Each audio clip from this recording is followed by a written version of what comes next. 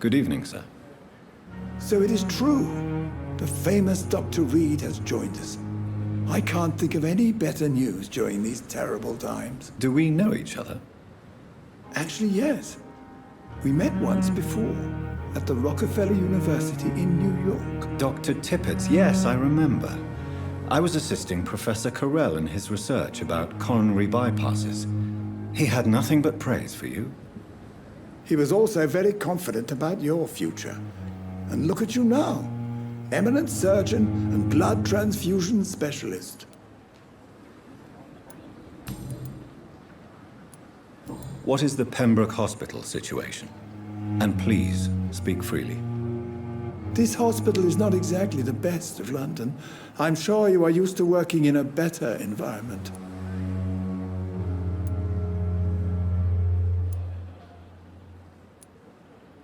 It's not exactly the best situation in London either.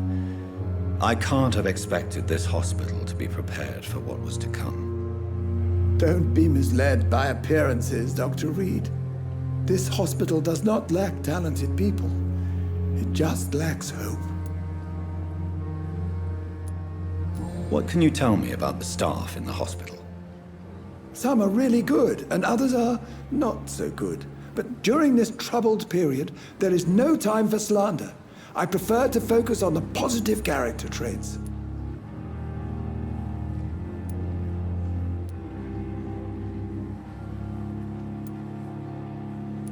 Any opinion about the management? I don't always agree with Dr. Swansea's reserve, but I must admit he does all he can to keep this facility running during this crisis. Ah, yes, the burden of command. I was fed up with this concept while serving as a medical officer. Don't get me wrong. Swansea's a good administrator. I just wish he would get out of his office now and again. Tell me more about cherished people, then. Nurse Brannigan is a pearl. She is the most helpful and dedicated nurse I've ever worked with. A clever and cheerful woman. You really seem to admire her skills. I'll go even further. If she was a man, she would be a damn fine practitioner.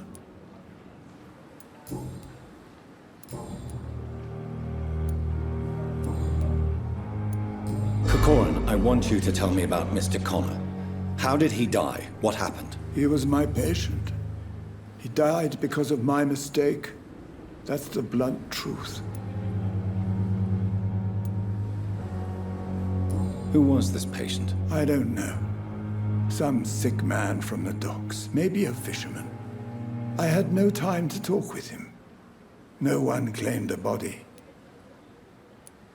What was the nature of the mistake? It was a twofold error.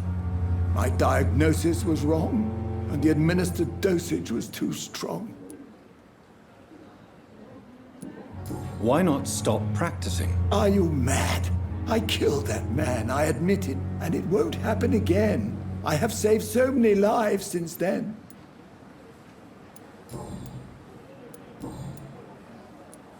Goodbye, Dr. Tippett.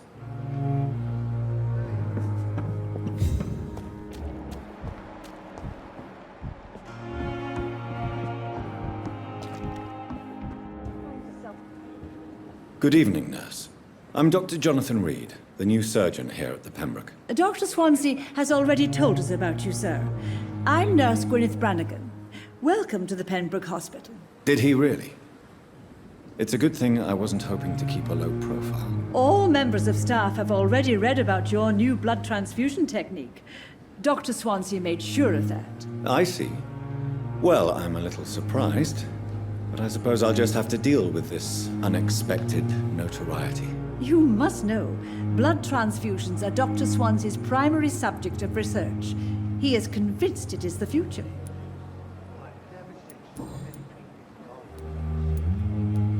Tell me what Dr. Tippett did.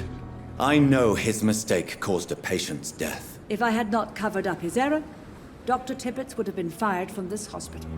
I could not let that happen. You can't allow your emotions to dictate your conduct concerning patients, Nurse Brannigan. Look around you, Dr. Reed. Do you really think we can afford to lose a brilliant practitioner like Dr. Tippett in our situation?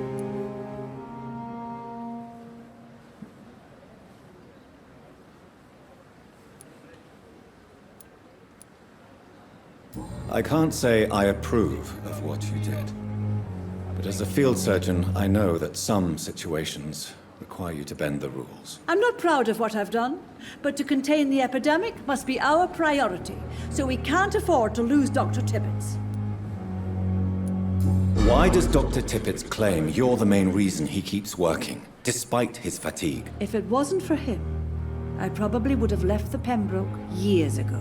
Dr. Tippett does not think of you as just a nurse anymore, does he? If you're suggesting he's not taking my gender into consideration when it comes to medical practice and knowledge, I really hope he doesn't.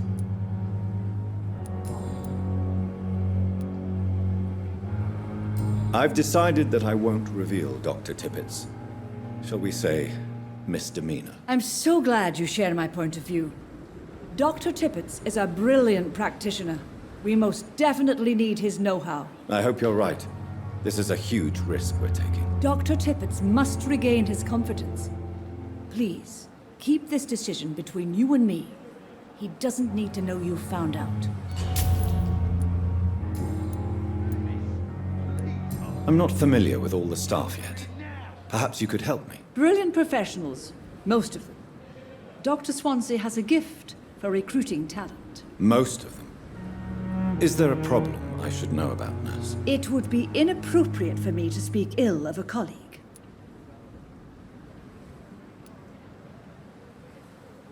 Nurse Brannigan, if you do know something, please tell me. Anything you say will be held in confidence. No. I may disagree with some conduct, but in the end, everybody is doing their best. Is there anyone that stands out? Well, I have never met someone as dedicated as Dr. Tippett. He should be a standard for us all here. If only he were younger. Why should his age be a problem? I guess it's fair to say he's always pushing himself to the limits. He just doesn't know when to stop and get some rest. How are things here? Not good, to say the least. We're struggling against an invisible enemy, more lethal than any bullet from a gun. It's hard, Doctor. Do you think this hospital can survive the epidemic? We are all volunteers here, and we're trying to hold fast, but how do we beat an invisible killer? Some nurses have already resigned. An invisible enemy? Quite a poetic term for a disease, especially from a nurse. Sorry, Doctor. These last few weeks have been exhausting. We could all do with a good night's sleep. Goodbye, nurse. Call me if you need assistance.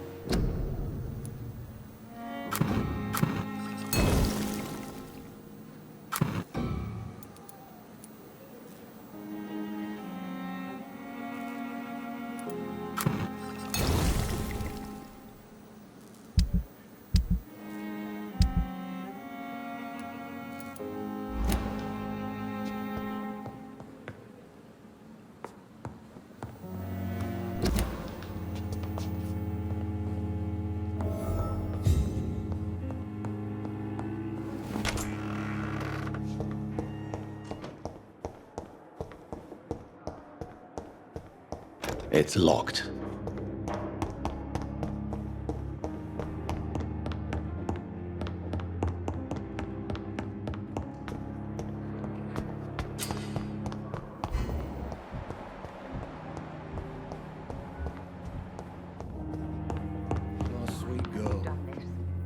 Finally, you've returned, Doctor. Did you find anything of value? Yes, nurse. You've worked your first miracle, Doctor. Now, this patient here needs immediate treatment. Duty calls. When the storm has passed, I'll show you how to mix the remedy yourself with the same basic ingredients. Many thanks, Doctor. When you've finished, you ought to report to Dr. Swansea in his office. He's been looking for you. Seemed pressing.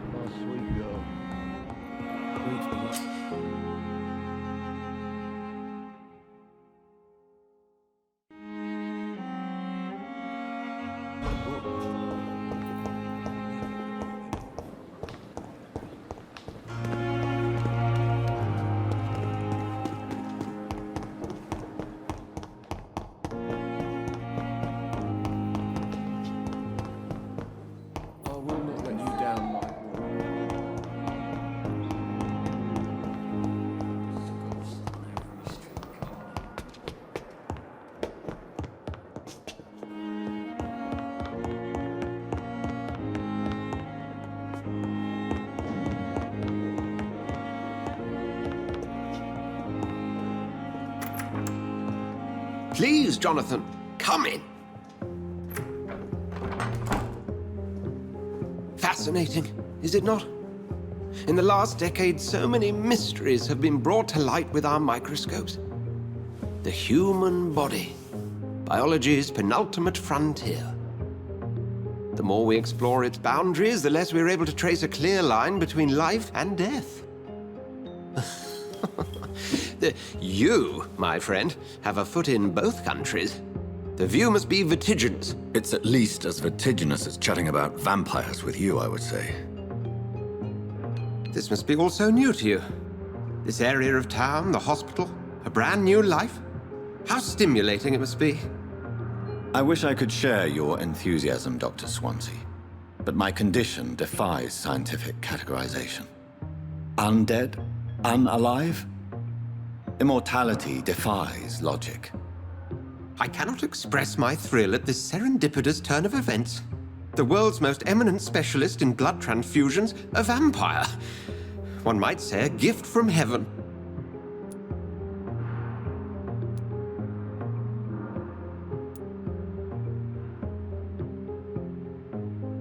There is an absurd poetry to my situation. Physician, heal thyself. Forgive me. I've been an admirer of your work for a long time, and now you are so much more than a brilliant physician. And please, call me Edgar.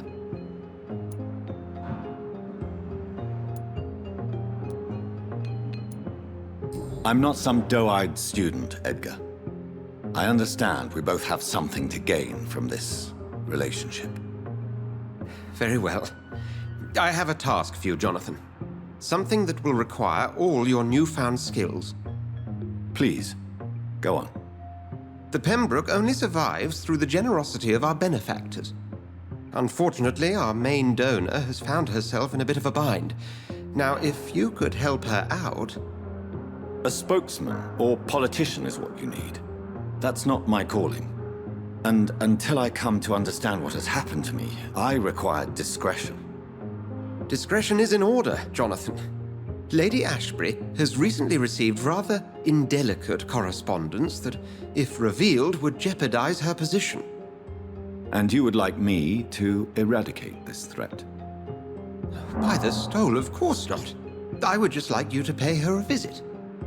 Her ladyship is certainly near the tents outside, tending the sick. You can't miss her. Look for someone impossibly delicate. Accepted. I'll see what kind of trouble Lady Ashbury is in.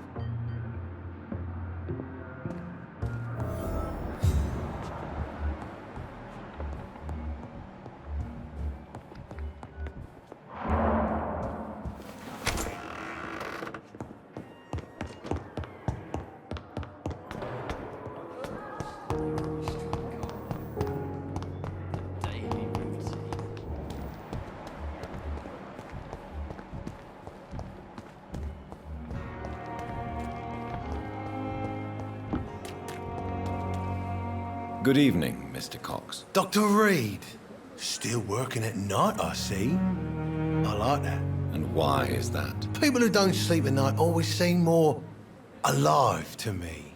More interesting, one way or another.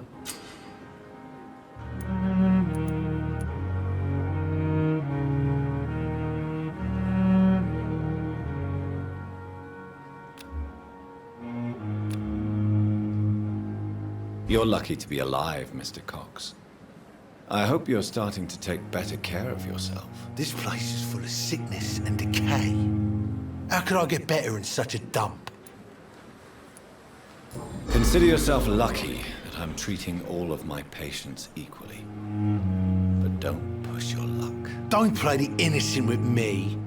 I'm sure you have good reasons to act this way. And also weaknesses that can be exploited.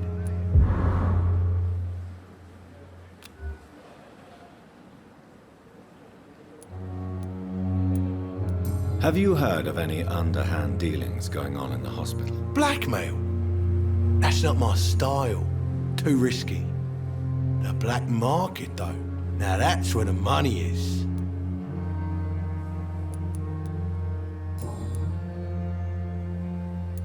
Do you ever think about that poor fellow I saw you push in the water? The wound he gave me will make sure I don't forget him. It still fucking hurts. Boss had cut me good. What did he want? Revenge? I recently had to kill his brother. Poor arsehole thought it would be easy to return the favour.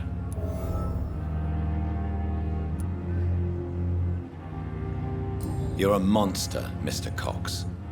An ungrateful and disgusting man. I'm the toughest bastard you'll ever meet, Dr. Reed. And I don't give a fuck what you think of me. That man was determined to murder you. You almost died. What a surprise. The first time I met him, he nearly shit himself. Fucking coward. I guess revenge gives you balls. How is your hospitalization going, Mr. Cox? This is a shitty place with shitty staff. But as long as I'm treated all right, I'll be fine. What's wrong with the Pembroke staff? That bastard you sent to bring me here, Milton. I thought he was going to break all my bones before I reached my bed. I see. Any other smart comments? The nurses aren't too ugly. Especially that foxy one, Nurse Crane. Pretty brunette, tough attitude, all like that.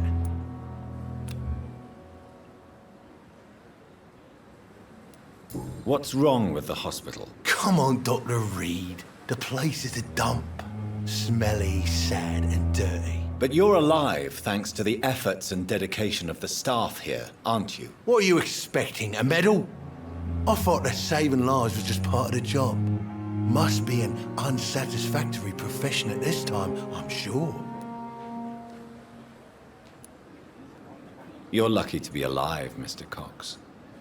I hope you're starting to take better care of yourself. Of course. The sooner I'm able to leave this damn place, the better.